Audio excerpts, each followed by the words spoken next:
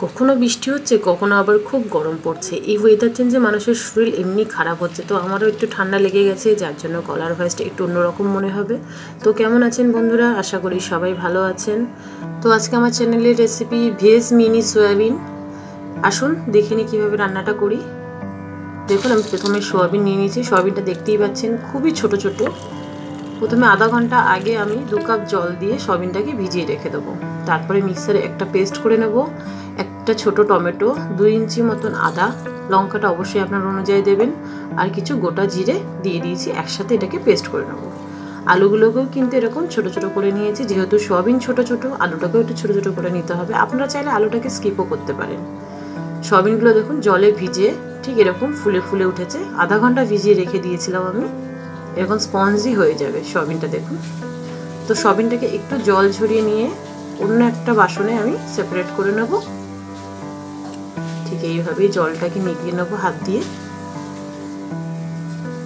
সয়াবিনগুলো কিন্তু খুবই সফট এবং ফ্লপি আছে। কড়াইতে তেল দিয়ে তেলটাকে একটু গরম করে নেব। প্রথমে আলুগুলোকে ভেজে নিতে হবে। বন্ধুরা, আমার চ্যানেলে যদি নতুন হয়ে থাকেন, আমার চ্যানেলটাকে সাবস্ক্রাইব করে বেল আইকনটা অবশ্যই প্রেস করে দেবেন, যাতে নতুন নতুন ভিডিও নোটিফিকেশান সবার আগে আপনাদের কাছে পৌঁছে যাবে। তো কালারের জন্য একটু হলুদ দিয়ে দেবো আর সামান্য একটু নুন দিয়ে দেবো। দিয়ে আলুটাকে বেশ লাল করে ভেজে নিতে হবে। দেখুন, আলুগুলো আমার ভাজা হয়ে গেছে, তুলে নেব। সেই তেলের মধ্যে আমি দিয়ে দেবো একটা তেজপাতা, 3টে এলাচ, একটা দারচিনি একটু ভেঙে দিয়ে দিয়েছি, আর 4 থেকে 5টা লবঙ্গ। মশলাটা ফ্রাই হয়ে গেলে আগে থেকে পেস্ট করা মশলাটা দিয়ে দেবো। তারপরে দিয়ে দেবো গুঁড়ো কিছু মশলা, হলুদ দিয়ে দেবো পরিমাণ মতন, ধনে গুঁড়ো দেবো। এখানে জিরে গুঁড়ো ব্যবহার করবো না, কারণ জিরে আমি অলরেডি মিক্সারের মধ্যে পেস্ট করেছি। তারপরে কাশ্মীরি লঙ্কা দিয়ে দেবো কালারের জন্য, আর স্বাদ মতো নুন দিয়ে দেবো। মশলাটা 2 মিনিট মতন কষানো হয়ে গেলে, মশলা থেকে যখন তেল ছেড়ে দেবে, তারপরে আলুগুলোকেও দিয়ে দেবো। আলুগুলো একটু নাড়িয়ে সয়াবিনগুলোকেও দিয়ে দেবো। সয়াবিনটা দিয়ে কিন্তু 5 মিনিট মতন কষিয়ে নিতে হবে ভালোভাবে। ঠিক এইভাবে কষিয়ে নিতে হবে।